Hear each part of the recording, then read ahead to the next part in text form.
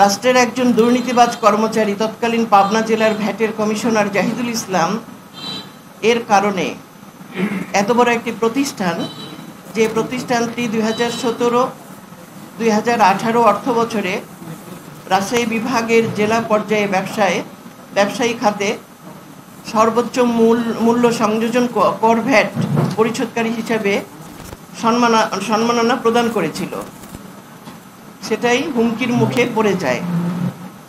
Commissioner জাহিদুলের 2 কোটি টাকার ঘুষের চাহিদা পূরণ করতে অপারগতা প্রকাশ করি বলে আমার কোম্পানিতে অভিযান চালিয়ে আমাদের বিপর্যস্ত, আতঙ্কিত এবং মার মুখে আচরণ করে প্রয়োজনীয় কাগজপত্র কম্পিউটার নিয়ে যায় তারা।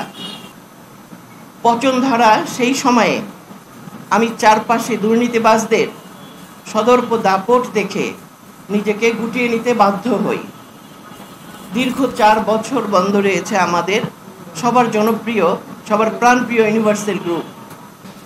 আজকে আমাদের অন্তর্বর্তীকালীন যে সরকার, আমার বিশ্বাস আপনাদের এই ইলেকট্রনিক মিডিয়া এবং আপনাদের মাধ্যমে আমার এই ইউনিভার্সাল গ্রুপের কথা, টেস্টি স্যালাইনের কথা প্রচার আপনারা করবেন এবং নিশ্চয়ই উনি অবগত হবেন।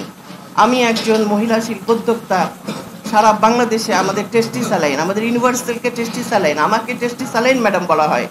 এটা আমার জন্য অনেক বড় একটা পাওয়া।